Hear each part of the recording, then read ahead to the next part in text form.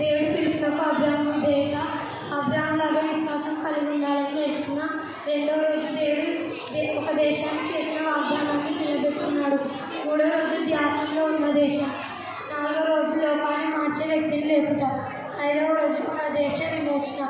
ఆరవ రోజు ఒక దేశ రాజ్యాంగం. ఏడవ రోజు వాగ్దానాన్ని స్వతంత్రించుకోగల విశ్వాసం. ఎనిమిదవ రోజు యేసు జనాంగములకు రక్షకుడు. తొమ్మిదవ రోజు యేసు జనాంగములకు విమోచకుడు. 10వ రోజు యేసు పునరుత్థానుడు. యేసు సమస్త దేశంలోకి రాజు. నేను కూడా అబ్రాహాం లాగా విశ్వాసం కలిగి ఉండాలని నేర్చుకున్నాను. Thank you. నా పేరు జాషువాల్. నేను ఇళయరాజా క్లాస్. సీరియాస్లో దేవుడు అబ్రహామును పిలిచినాడు. అబ్రహాము పిలుపునకు లోబడి దేవునికి విధేయత కలిగి ఉన్నాడు. నేను కూడా దేవునికి విధేయత కలిగి ఉండాలని నేర్చుకున్నాను. నేను ఏదైనా క్లాస్ చదువుతున్నాను. ఏబిఎస్లో నేను దేవుని పట్ల విశ్వాసం కలిగి ఉండాలని నేర్చుకున్నాను. అలాగే కొంత పాటలు కొంత నేర్చుకున్నాను. అలాగే చర్చిలో బయట ఎలా ఉండాలని కూడా నేర్చుకున్నాను. డిసిప్లిన్గా. Thank you. వీడియో తీసుకోండి.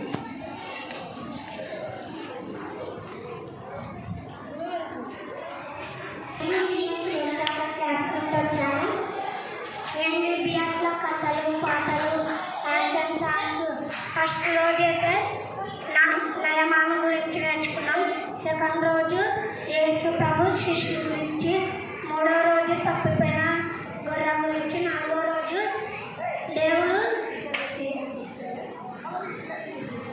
దేవుడు తిండి లేనప్పుడు తిండిస్తాడు, దాని ఏళ్ళగా ప్రార్థన చేయాలి అని నేర్చుకున్నాము. Thank you.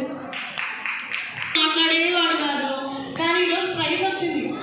అంటే ఎన్ని కథలు చెప్పింటాడు, ఎన్ని కన్ఫర్మేషన్ చెప్పింటాడు, ఎన్ని క్వశ్చన్స్ ఆన్సర్ చెప్పింటాడు.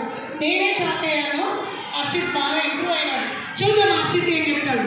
పైకి హర్షిత్ పైకి వెళ్ళాడు. నెక్స్ట్ అదే అండి దగ్గర అండి.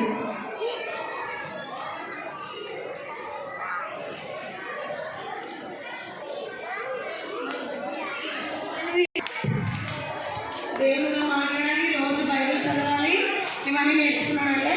నెక్స్ట్ క్షిప్ర.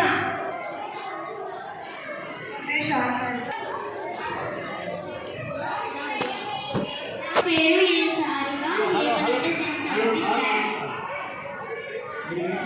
హలో, నిద్రపోతున్నారా? శ్రేష్ట కళ్ళు మూసుకున్న నిద్ర వస్తుందా?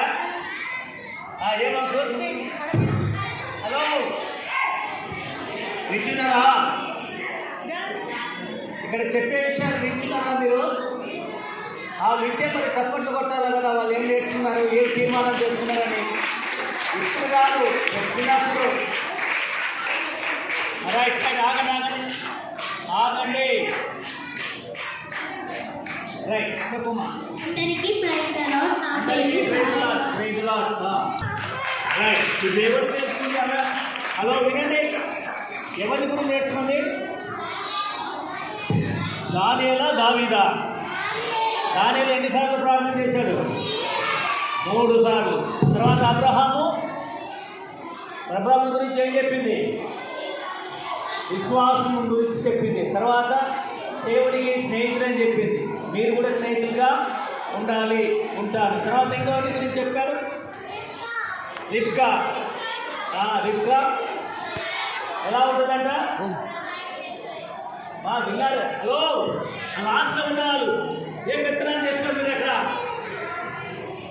అంటే గమనించడం లేదనుకుంటున్నారా మీరు? మీ దృష్టి ఇక్కడ ఉండాలా? క్రమశిక్షణ నేర్చుకుంటామని నుంచి చెప్తున్నారు, కానీ మీరు క్రమశిక్షణ పాటించడం లేదు. అర్థమైందా? బాయ్స్, లాస్ట్లో ఉన్నవాళ్ళు మీరు మాట్లాడుతున్నారు, వినడం లేదు. రైట్, ప్రార్థనా జీవితము, విశ్వాస జీవితము, స్నేహ జీవితము, సహాయ జీవితం, ఈ 3 ఆమె అలవాటు చేసుకుంటుందని చెప్పింది. రైట్, ఎస్తేరు. తర్వాత అబ్రహాం. ఎస్తేరు లాగా, అబ్రహాం లాగా ప్రార్థనా జీవితం.